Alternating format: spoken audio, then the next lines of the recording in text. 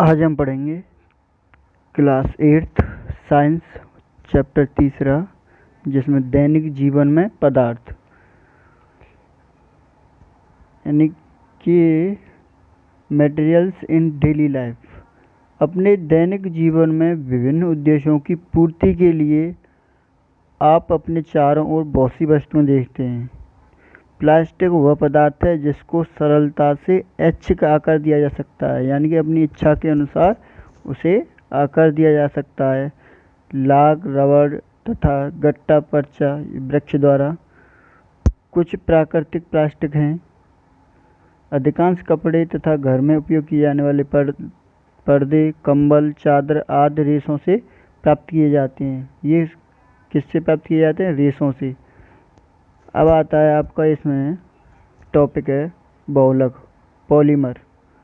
बहुलक को दो श्रेणियों में वर्गीकृत किया जा सकता है। उससे पहले हम समझेंगे बहुलक होता क्या है। यानी कि ऐसे साधारण रासायनिक पदार्थों या अथवा अणुओं से मिलकर बने होते हैं। इन अणुओं को एकल अणु कहते हैं और ये एकल अणु बड़ी संख्या में जुड़कर एक लंबी श्रृंखला बनाते हैं जिसे बहुलक कहते हैं। अब पढ़ते हैं बहुलकों के प्रकार। यानी कि फर्स्ट है प्राकृतिक बहुलक, नेचुरल पॉलीमर। अधिकांशतः पौधों तथा जंतुओं में पाए जाने वाले बहुलक प्राकृतिक बहुलक कहलाते हैं।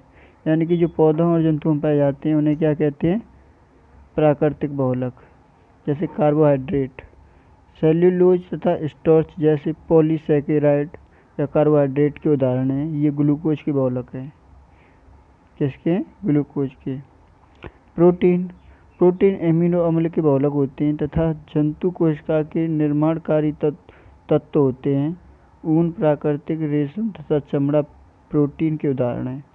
प्राकृतिक रबड़, नेचुरल रबर, पौधों के लेटेक्स से प्राप्त पदार्थ प्राकृतिक रबड़ कहलाती है। जैसे आइसोप्रीन। संश्लेषित बहुलक, सिंथेटिक पॉलीमर, वे बहुलक जिन्हें प्रयोगशाला में निर्मित किया जा सकता है उन्हें संश्लेषित अथवा मानव निर्मित बहुलक कहते हैं। जैसे पॉलीइथाइलिन, पॉलीस्टाइरीन, संश्लेषित रबड़, नायलॉन, पीवीसी, बेकेलाइट, टेफ्लॉन आदि। बहुलीकरण वह प्रक्रिया जिसके द्वारा एकल अणु बहुलक में परिवर्तित होते हैं बहुलीकरण कहलाती है। प्लास्टिक वह पदार्थ जिसको आसानी से कई रूपों व आकारों में डाला जा सकता है प्लास्टिक कहलाती है। सुनम्यता किसी पदार्थ का वो गुण जिसके कारण पदार्थ को ऐच्छिक रूप व आकार में ढाला जा सकता है सुनम्यता कहलाती है। संश्लेषित बहुलक के गुण। प्लास्टिक के गुण निम्न गुण होते हैं। प्लास्टिक के निम्न गुण होते हैं। हल्कापन, संश्लेषित प्लास्टिक अथवा बहुलक का भार प्राकृतिक प्लास्टिक अथवा बहुलक की अपेक्षा कम होता है। दृढ़ता, संश्लेषित प्लास्टिक की दृढ़ता प्राकृतिक प्लास्टिक की अपेक्षा अधिक होती है। संश्लेषित प्लास्टिक अधिक बल पर भी बिना टूटे रह सकती है। जैसे नायलॉन का धागा समान मोटाई के सूती धागे की अपेक्षा अधिक दृढ़ होता है। ठीक। अब आता है रसायन प्रतिरोधी। संश्लेषित बहुलक रसायन के प्रति अक्रिय होते हैं। जैसे सूती तथा जूट के रेशे नायलॉन के रेशे की अपेक्षा अम्ल तथा क्षार से अधिक प्रभावी हो जाते हैं। नंबर 3 है कुचालकता। संश्लेषित प्लास्टिक से बने पदार्थ ऊष्मा तथा विद्युत के अच्छे कुचालक होते हैं। इसी कारण से विद्युत तार पर प्लास्टिक का आवरण चढ़ाया जाता है। मौसम प्रतिरोधी। संश्लेषित प्लास्टिक अजैव विघटनकारी होती है, इसलिए ये वातावरण तथा मौसम प्रतिरोधी होते हैं। दृश्यता, घरेलू सामान की अपेक्षा विभिन्न किस्में बनाने के लिए कृत्रिम पदार्थ कई रंगों तथा बनावटों में बनाए जाते हैं। ये कांच के समान पारदर्शी भी हो सकते हैं। संश्लेषित प्लास्टिक के लिए कच्चा पदार्थ हाइड्रोकार्बन जैसे एथीन, प्रोपीन, ब्यूटेन आदि असंतृप्त हाइड्रोकार्बन हैं, ठीक है, तथा एरोमेटिक यौगिक हैं जैसे टोल्यून, बेंजीन आदि। बहुत से संश्लेषित पदार्थ के निर्माण के लिए कच्चे पदार्थ होते हैं। संश्लेषित प्लास्टिक बनाने के लिए इन बहुलकों को या तो सीधे ही बहुलीकरण किया जाता है अथवा अन्य रसायनों की सहायता से इनको पहले उपयुक्त एक रूप में परिवर्तित किया जा सकता है। तत्पश्चात इनका बहुलीकरण करते हैं। इसके बाद क्या करते हैं? इनका बहुलीकरण।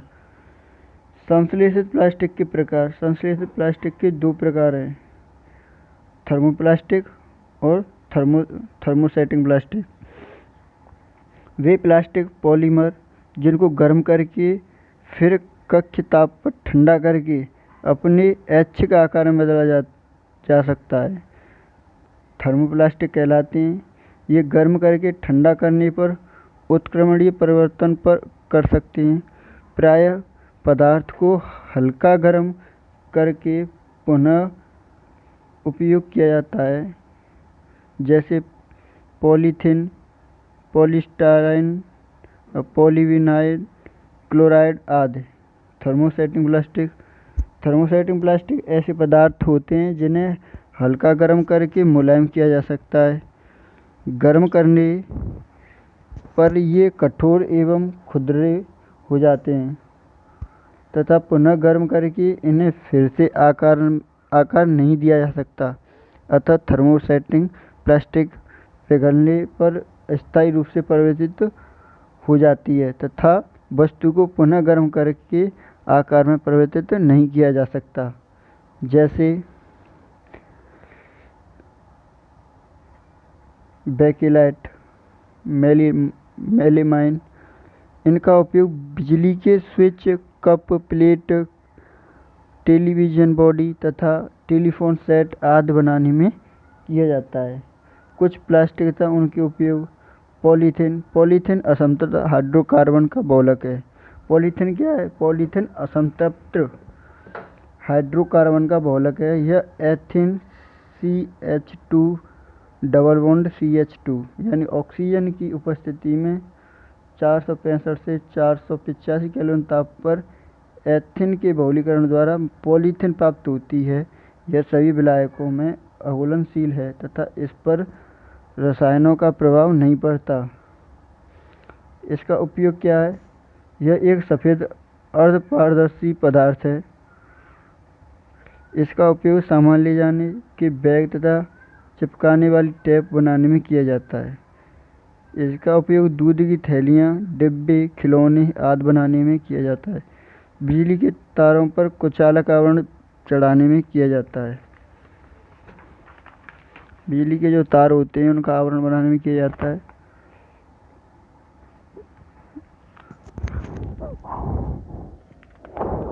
और लोहे तथा तांबे की बनी वस्तुओं को जंग रोधी बनाने के लिए उपयोग किया जाता है।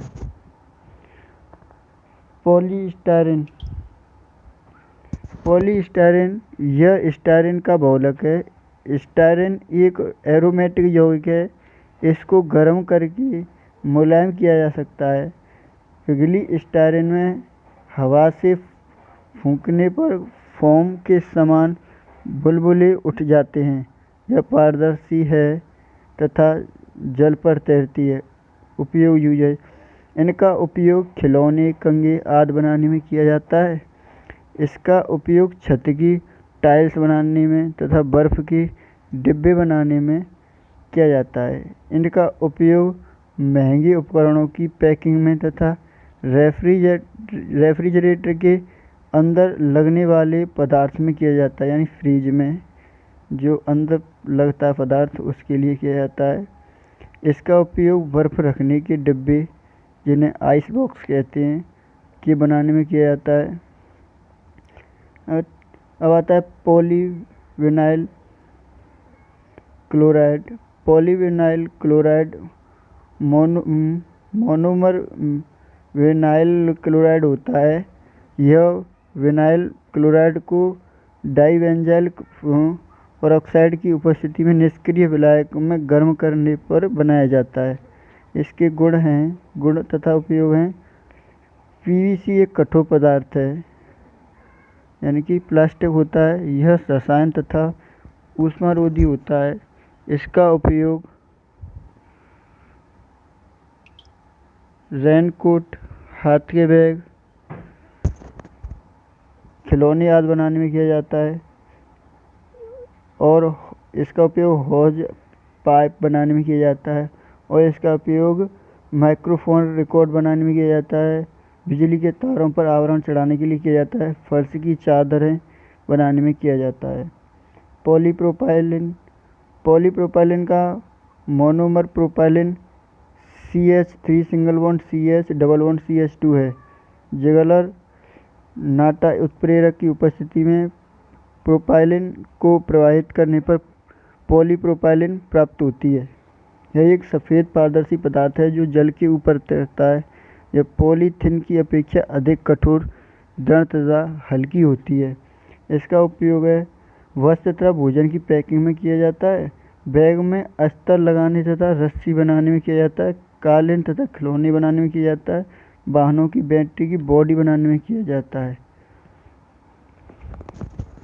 अब है इसके बाद टेफ्लॉन, PTFE अथवा पॉलीटेट्राफ्लोरोएथेन।